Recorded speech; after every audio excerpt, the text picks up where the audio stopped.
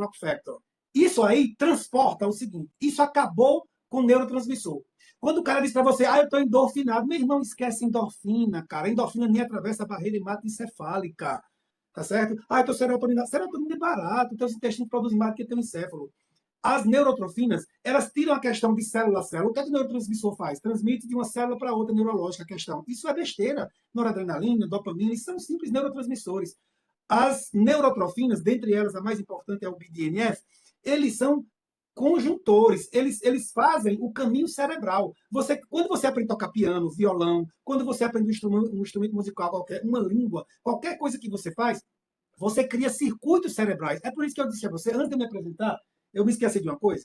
O Crescete, eu sou o autor do livro Tchau Sofá. Eu já mandei para 60 países esse romance.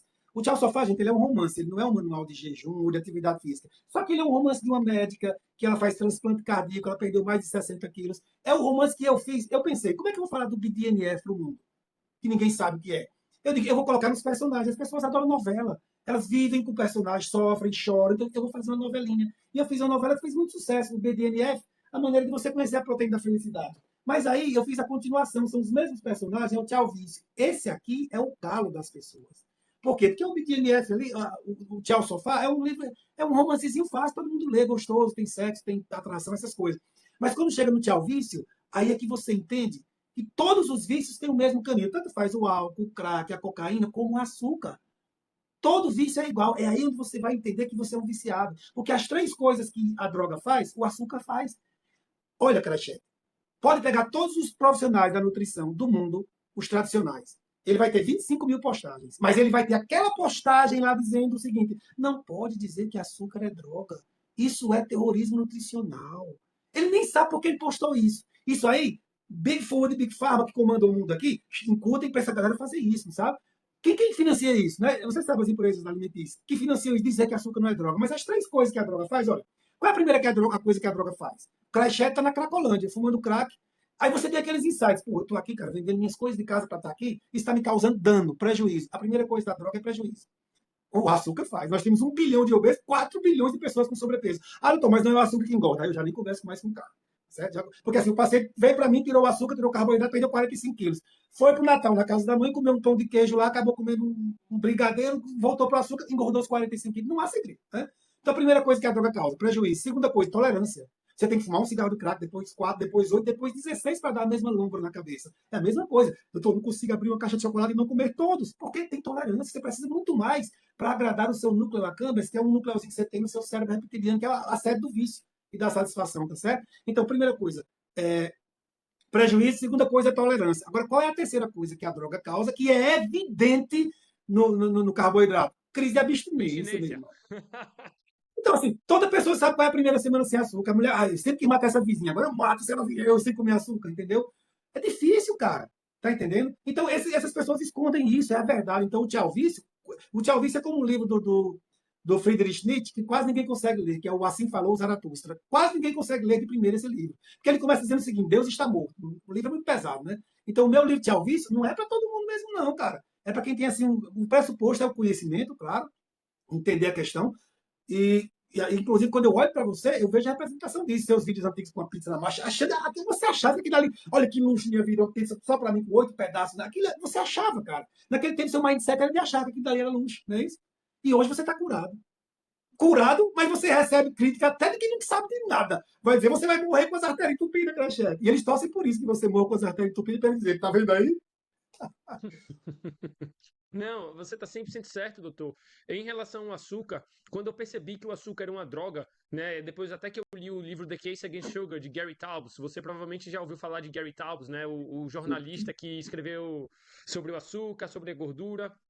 Depois que eu percebi que o açúcar era realmente uma droga e que eu tinha que evitar essa droga e ver e olhar para o açúcar como uma droga, eu falo mesmo para todo mundo que vem para minha mentoria ou para todo mundo que está no meu grupo, o açúcar é uma droga, você tem que evitar essa droga e se você é viciado em alguma coisa e você volta a comer essa coisa, você vai é ladeira abaixo, é ladeira, especialmente se você ainda não entendeu que é uma droga, porque se você entender que é uma droga, talvez você consiga controlar, sabe, doutor? E mesmo assim, talvez você não consiga. Eu dou sempre o mesmo exemplo. Se um cara é alcoólatra, o melhor jeito de você parar de ser alcoólatra é você cortar toda a bebida. Não tem jeito, tem que ser radical mesmo. Se o cara quiser parar de ser alcoólatra e tomar uma cerveja por semana, desculpe, mas as chances dele parar de ser alcoólatra vão diminuir talvez mais do que 99%.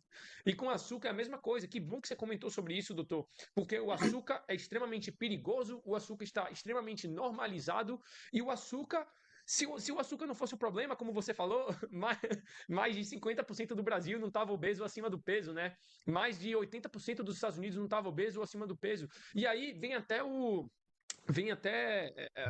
que estão falando hoje em dia nas redes sociais, daquele vídeo de um treinador versus 30 obesos. Você viu esse vídeo, doutor? E muita gente falando, É, a obesidade é genética, a obesidade não é culpa da pessoa. Pois bem, será que ela já tentou largar o açúcar e largar o carboidrato e ver o açúcar como uma droga para ver se ajuda ela? Provavelmente não. bom, aí eu lamento muito, eu não estou falando dele, eu digo a ele, o Guto é um bobo, né? O Guto é um bobão. Então, infelizmente, ali ficou uma coisa ruim, pegou muito mal pra gente, porque o Guto é um bobão, eu não vou discutir isso. Só uma coisa para você. Primeiro, eu quero dizer o seguinte: a questão, uma vez você postou aí, eu fui atrás, eu fiquei impressionado. Só para lhe mostrar como é estudo científico, né? Você postou um cara aí que está virando os Estados Unidos. Ele vai nos orfanatos, está tirando a veia do pessoal, tirando mingau e colocando carne. Tem gente aí saindo da demência, saindo da diabetes, voltando para casa, idoso aí se curando. Eu fiquei fascinado com isso. Eu fui ver esse cara. Você acha que alguém vai fazer um estudo com isso? Você acha que os caras vão deixar? Não vão. Não espera estudo, não, porque não vão deixar, não. Isso aí é constatação empírica, tá certo? Bom, sobre o que você falou do açúcar, é a primeira coisa que eu digo aos meus pacientes. O mais difícil é você se assumir viciado. Se você assumir que o açúcar é uma droga, você se livra dela. Tá entendendo? É droga, eu não vou tocar. Aí não adianta. Enquanto você disser que não, fica nessa vibe, não, não pode ser exagerado assim, não pode ser radical a Deus, porque o maior lema da humanidade, e isso aqui é o que permeia nosso rumo antes de vício. O maior lema da humanidade é o seguinte: é dos alcoólicos anônimos. Evite o primeiro gole. Eu fui viciado em drogas, eu fui viciado em álcool, e eu tive o maior vício de todos, que é o de jogos de azar. A gente tá vendo no Brasil se acabando, as pessoas se acabando nesses jogos de azar aí, que esses influencers estão patrocinando para as pessoas aqui. Já vieram me assediar milhares de vezes. Eu digo, olha, eu dou minha vida e eu não vou patrocinar jogo de azar. Não há como eu viciar as pessoas daquilo de onde eu saí. Então é isso que você falou. Uhum, uhum, exatamente, exatamente. E é bem triste até quando a gente fala de jogo de azar e de coisas do tipo, né? Agora, voltando pro assunto de vício de álcool, de vício de droga e coisas do tipo, para quem tá assistindo, quando você trata o açúcar como isso, a sua chance de sair da obesidade e nunca mais voltar vai ser muito, muito maior. E em falar nisso, doutor, a gente acabou de quebrar talvez um dos maiores mitos que já foi falado pra gente, que o açúcar não vicia, que o açúcar é ok, é só você comer em baixas quantidades. Tem algum outro mito sobre a dieta low carb ou a dieta carnívora que você ouve e que você fica indignado? Olha, está acontecendo um fenômeno legal. Eu me orgulho muito de dizer isso. Você não tem noção da quantidade de personal trainer, como eu falo algumas línguas, eu vejo gente do mundo todo, de personal trainer me procurando. Primeiro, porque ele não emagrece. Ele com 26 anos estava ali de boa, 28, 29, 31. Por quê? Porque ele ia naquela. Quando eu conversei com o Medeiros aqui, com o Alessandro Medeiros, eu falei para ele, é Lyon alguma coisa, acho que é um canadense que é campeão mundial de triatlo. O cara é pauleira. Tá com diabetes, meu irmão, com 39 anos de idade. Por quê? No sugar, né? Carbogel, né? Então eu falei com o Alessandro sobre isso, né? E eu vou já falar com você sobre o jejum, e aí eu vou abordar essa questão da nossa gordura estocada, quando é que a gente vai usar ou não, né? Bom, e aí eu falei com o Alessandro sobre isso, desse cara fenomenal, ultra campeão, e ficando diabético. Por quê? Porque as pessoas hoje em dia, elas se iludem do seguinte: não, minha glicemia está normal, 95, 87, o cara está com 160 quilos. Para aquela glicemia dele estar normal, as mitocôndrias daquela pessoa estão acabadas, porque estão queimando só o pior combustível, que é o açúcar. Mas muito pior está o pâncreas da pessoa produzindo insulina de montão. Porque é o seguinte, dentro do crachete, não existe uma estante para macarrão, para lasanha, para pizza, para arroz, para bolo, não. Dentro de você, todas essas coisas viram açúcar. Quando o seu pâncreas olha para cima, você está comendo pizza, arroz, pudim, bolo, tudo isso é açúcar. O pâncreas faz o quê? Ele produz insulina. Porque a insulina é o hormônio que leva esse açúcar do sangue para dentro das células. Açúcar no seu sangue, a glicose no seu sangue, só é inflamação e diabetes. Ela só vira combustível dentro das células. Então a insulina que seu pâncreas produz é justamente para levar aquela glicose para dentro das 36 trilhões de células que você tem. Só que você acorda de manhã, come 2 pães com café com leite, esse leite ali já tem açúcar, que é lactose, você ainda bota açúcar. Aí você come cuscuz 9 horas da manhã, meio-dia você come arroz, macarrão, batata, né? E só um pedacinho de frango ser um couro, porque o couro é perigoso pro colesterol.